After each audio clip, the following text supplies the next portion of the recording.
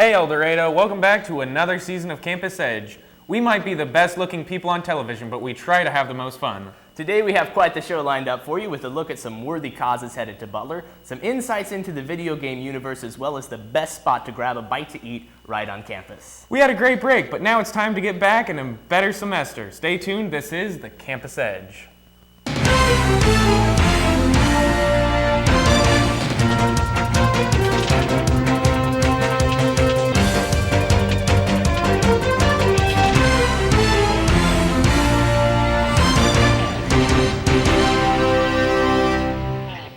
I'm the handsome Price Toon, and this is the very retro-looking Caleb Kuster-Steffen.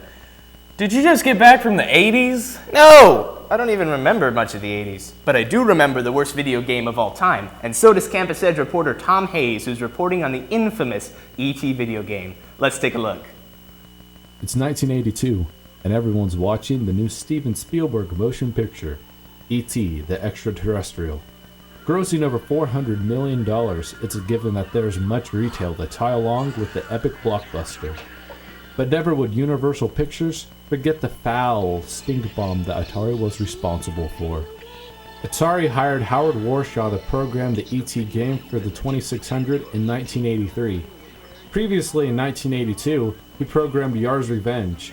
It's debated that this was Atari's best-selling original title so far. So how could he go wrong letting Warshaw fulfill the task of E.T.? Atari gave Warshaw 5 weeks to go from scratch paper to production. So basically he was giving 5 weeks to do at least a year's worth of work. To cut to the chase, E.T. was primarily responsible for the North American video game crash of 1983. It's also speculated that millions of unsold and returned cartridges were literally buried in a New Mexico landfill. Let's take a quick look at the game's functionality. Here are my top 5 reasons why E.T. has its infamous popularity. Number 5, graphics. I mean, yeah, it's Atari, but it's incredibly difficult to decipher what is what. Are these bushes or lily pads? Or does E.T. have like a really big mouth and no arms? Or nah, I really don't know. Number 4, controls. It's kind of ridiculous to say this because I know there aren't that many buttons on an Atari controller, but I've been stuck in this hole in the ground for almost 10 minutes. Number 3, gameplay. With the graphics being responsible, the game is practically impossible to even play. If even one pixel, I mean just one tiny little pixel touches the bush thing, you fall in the hole and then you can't get out for 10 minutes like I have. Number 2, difficulty. With many flaws in the gameplay already, this makes the game extraordinarily hard already, regardless of the 2 men who either take your ship supplies or take you to jail. And the life meter runs out too quickly. Number 1, what to even do. With a combination of all these factors, there's no direction what to do. Even having an obvious arrow showing you where to go, I'm still lost. Besides all the negativity, it's a fresh relief that it briefly follows the storyline. E.T. tries to get home. The policemen want you captured and the scientist wants your parts. That sounded weird. Elliot, resurrects E.T. like in the movie. Remember that? What would have been great if Drew Barrymore dressed up E.T. in the game and then you have like a wigged E.T. in a dress. That would have been awesome.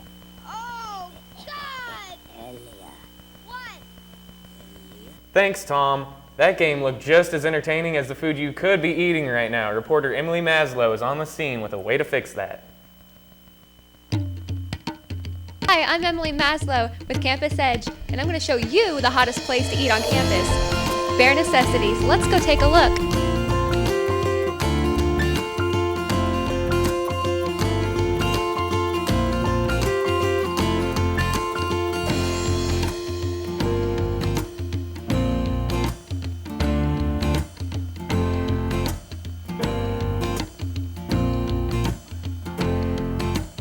Bare Necessities offers a lot of fun things for students, from games to food. They have sliced carrots, fresh cottage cheese, fresh broccoli, and homemade tuna. For dessert, they offer delicious treats, such as Rice Krispie treats, brownies, and many other different types of cookies. They also offer a variety of different fruit drinks, such as orange juice, grape juice, cranberry juice, and apple juice. If you're a student at Butler and don't have time to make it to lunch, you don't have to worry. Let's say a student has a class all day long and they're going to miss lunch. They can either order a snack lunch or they can make arrangements with me to come and see me, and then they can come over to the Bare Necessities to eat. And that's a good point. At Andover is the same way for all Andover students too. I'm fond of the pepperoni pizza. The new flatbread pizzas are actually quite good. I come here at least once a day usually, maybe a little less depending on how busy I am. I wish they had French fries. That's the one thing that they do not have that I wish they did. It'd be quite good. Another fun thing about Bare Necessities are the games. They have a pool table and also a mini football table. One thing that makes Bare Necessities unique is the impact that it has on the students. I think it's different from the cafeteria, and it's fun. And I think it's more of a social place where they can stay longer. I would like to see a little more activity over here, actually. And I don't know what we need to do that. Maybe I need some help with that. I think maybe if the students and I got together, maybe we could figure out something. I'd like to have more suggestions from the students and more involvement. Because if they want something different, then they need to tell me. If you're a student at Butler, don't forget to stop by Bare Necessities. I'm Emily Maslow with Campus Edge. Coming right up, we'll bring you up to date on the latest content in the Borderlands 2 franchise and take a glance into off-campus housing. So don't move a muscle, El Dorado.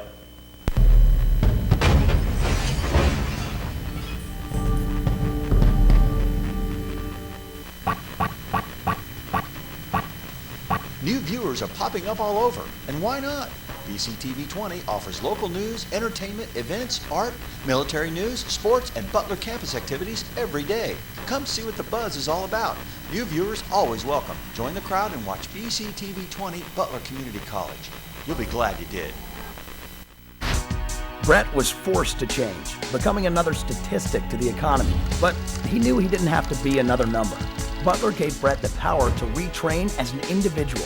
So, at 44, Brett found the power of personal attention, small class size, and an education at half the cost.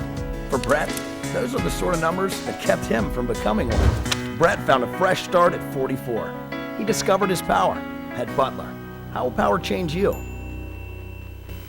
It's all like...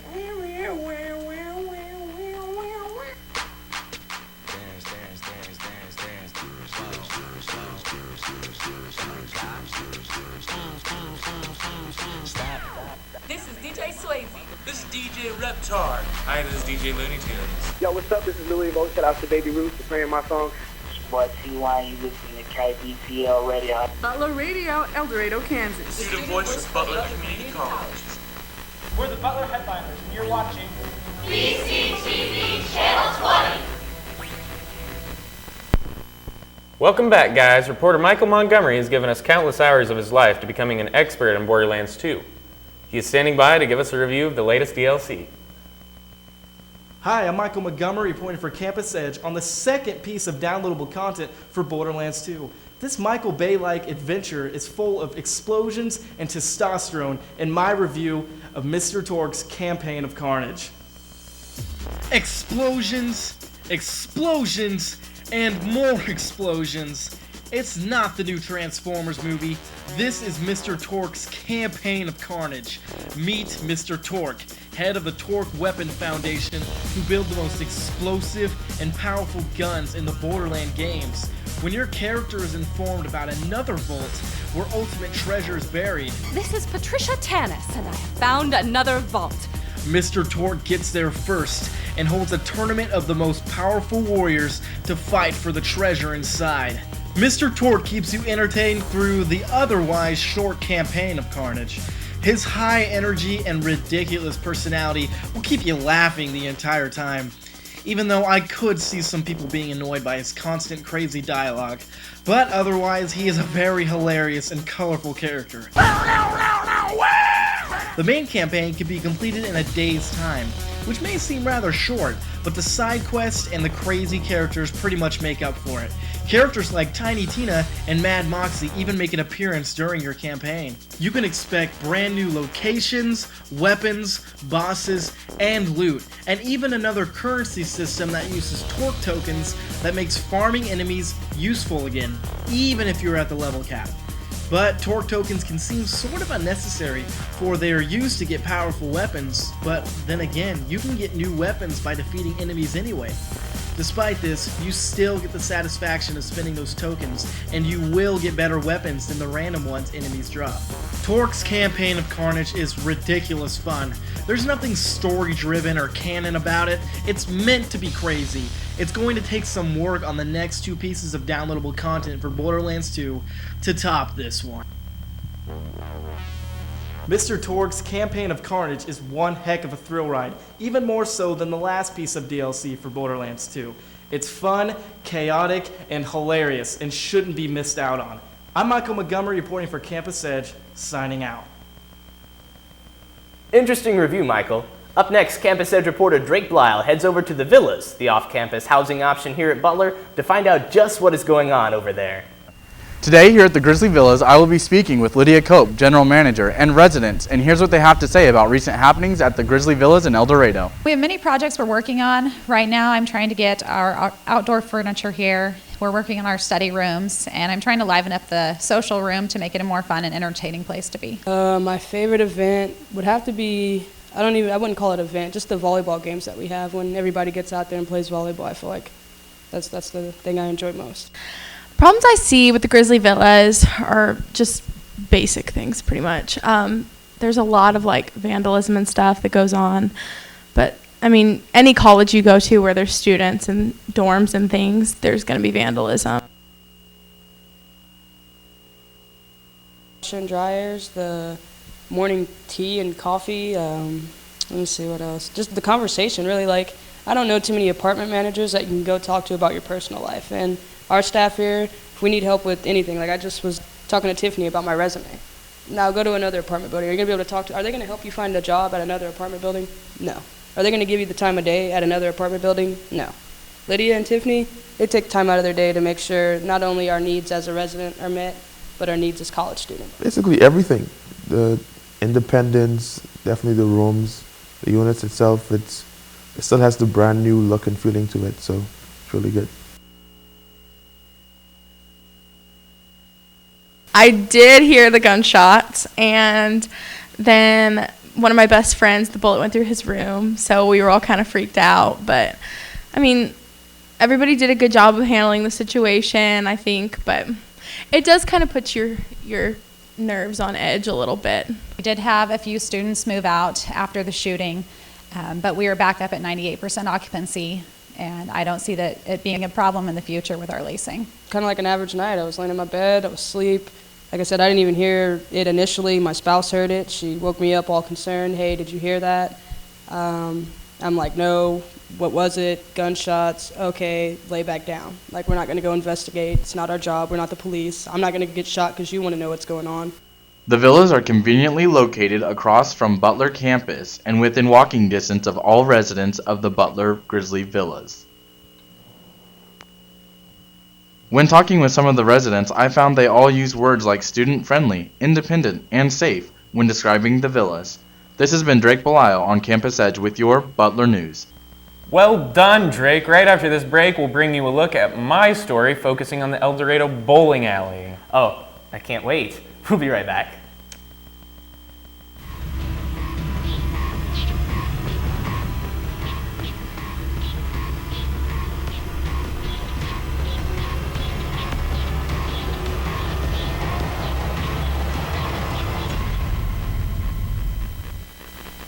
He teaches you to question and find lessons in the answer. You can see his power, the personality that brings subjects to life. At Butler, learning gets personal. That's when learning gets powerful. Everyone has a story inside. That's the power of Butler. I'm Troy Nordman, the personality behind the power. See Troy's story at purelearningpower.com. Butler, pure learning power.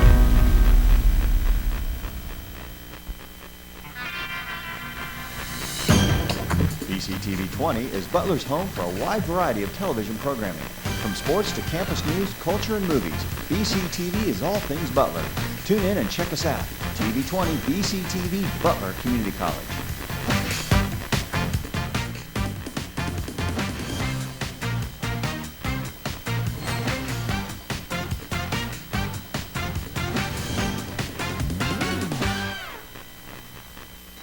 El Dorado Television, BCTV, Channel 20.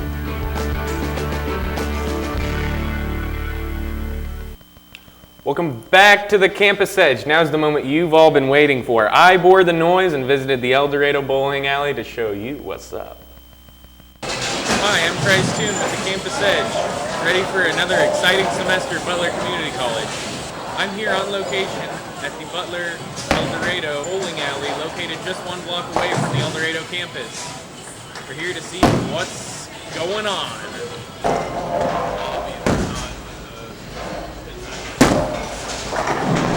The El Dorado Prairie Bowling Alley has been a family favorite for years, as it has been a cool place to hang out for college students especially. The El Dorado Bowling Alley also features 20 lanes, as well as cosmic bowling with disco days.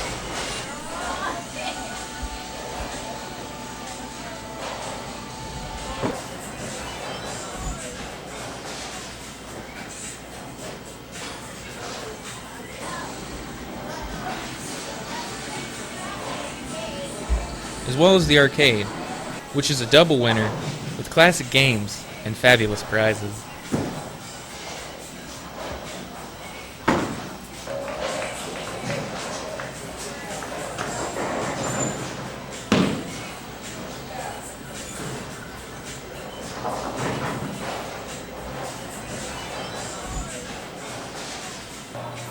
Don't forget to check out the food court and pick yourself up a pretzel.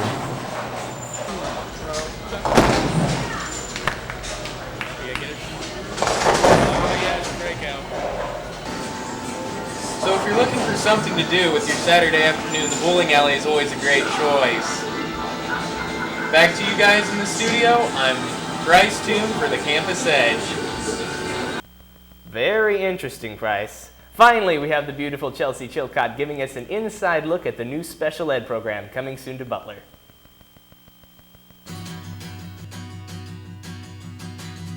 What is Circle of Friends?